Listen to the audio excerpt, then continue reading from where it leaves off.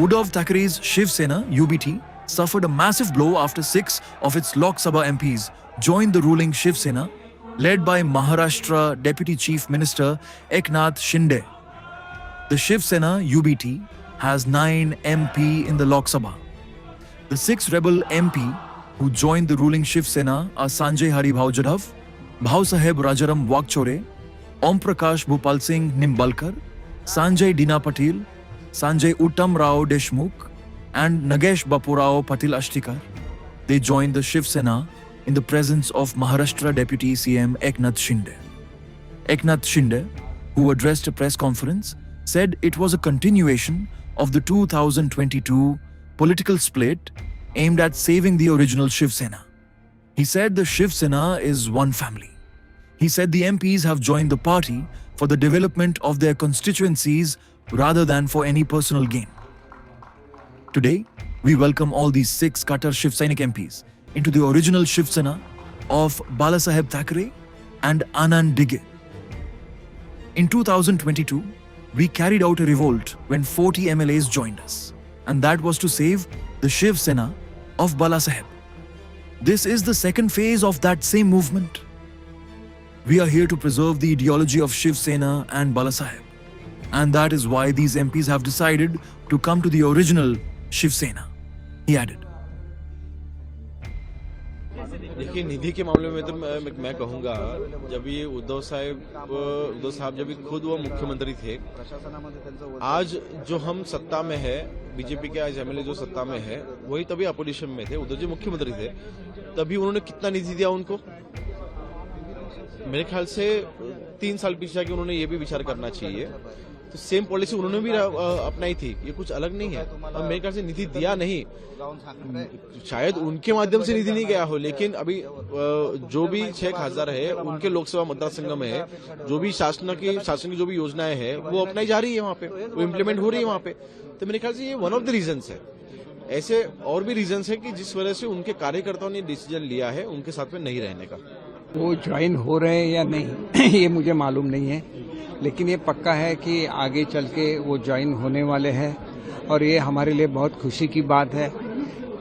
केंद्र में बहुत अच्छा काम चल रहा है मोदी साहब के नेतृत्व में और अमित शाह जी के नेतृत्व में, और एनडीए मजबूत होगी तो भारत देश भी मजबूत होगा। तो एक प्रोसेस है जिसकी एक डेमोक्रेटिक प्रोसेस है जो उन्होंने फॉलो की है, उन्होंने अलग अपना ग्रुप एस्टैब्लिश किया है, और अगर वो ज्वाइन होते हैं तो एनडीए तो मजबूत होगी, उसके साथ महायुति भी महाराष्ट्र में मजबूत होगी।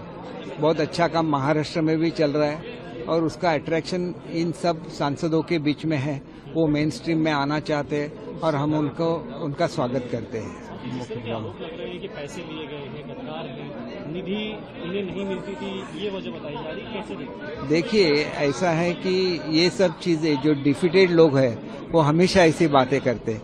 कोई भी सांसद महाराष्ट्र में बिकाऊ नहीं है, वो अपने आदर्श है उस पर चलते हैं और उनका आदर्श बाला साहब ठाकरे है।